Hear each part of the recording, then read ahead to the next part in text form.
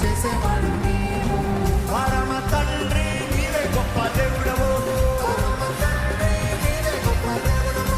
పరమ తండ్రి నీవే గొప్ప దేవుడవు,